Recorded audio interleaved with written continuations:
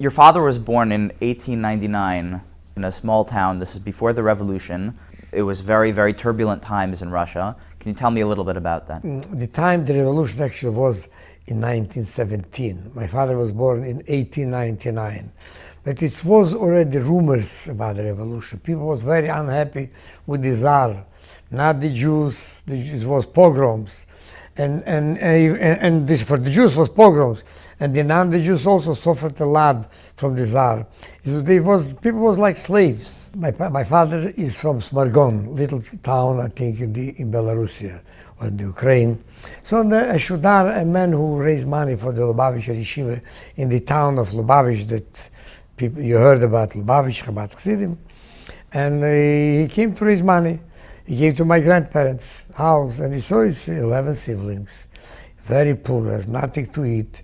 And he saw my father like my father. He was 11 years old. He offered them, let's take this boy to Lubavitch. We have a yeshiva, he will learn, at least he will have food to eat. And they agreed. So he took him to Lubavitch. But my father was 11 years old, as I said. He was very homesick. He couldn't concentrate in the studies. And the supervisor, whoever, Chachi Himmelstein was, the Mashpia, he told him he has to go home. He has to send the Menahel Pale. The dean was the previous Lubavitcher Rebbe, Rabbi Schneerson. And he told him that he cannot fit, he's homesick. He told him, the boy, the kid needs his mother. And the previous Rebbe agreed to that. So and he was kicked out from the yeshiva. My father didn't want to leave, absolutely not to leave Lubavitch. But everybody told him, since the previous Rebbe, the Menahel, he agreed to that, nobody will help you, only if you go to the Rebbe. But how a boy 11 years old can go to the Rebbe Rashab? There's no way. But my father got idea. He knew very well the structure of the house, where the corridor, even he slept some days in the Rebbe Marash's room. He was there. And he decided around 3-4 o'clock in the afternoon, with the Rebbe Rashab eating milky products, milky things. And you know very well the Shamash over there, who was serving the Rebbe, Shleiman, was a very nice man. When he opened the door, he decided he approached to the Rebbe. It was a long corridor. And as he approaching the Rebbe, he began to cry. And when he came to the Rebbe, he saw the Rebbe sitting over there, and Rabbi Shlomo Lazarov from Etzrol also was there. And he asked my father, Ingela, what's weisu? Boy, what are you crying? And he said, they kicked me out from yeshiva and I want to stay in Lubavitch.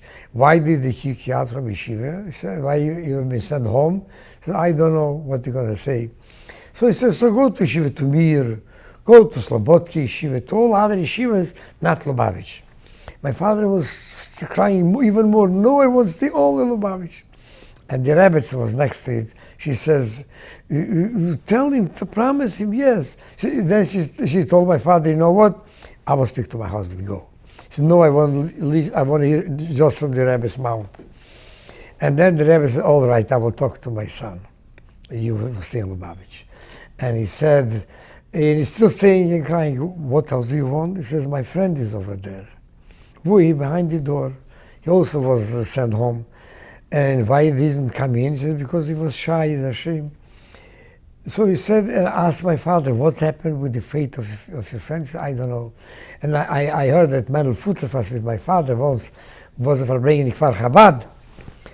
And he said, and they took Mashke, Mendel Futterfass, and he told to my father, you know why the Rebbe let you stay in Lubavitch? Not because you were told you want to stay in Lubavitch. Because he felt that you are worried about another friend. You have feelings to someone else, your Avas Yisrael. This is why he stayed in Lubavitch. And now, actually, after 100 years, more than 100 years, it was in 1910, 1911, I see how it was important that my father was told to stay in Lubavitch. Because of that, as I mentioned, there was about 11 siblings. And only he remained to be faithful to the Jewish religion and religious. And the whole Zaltman family, today about 150, 200 people, only from him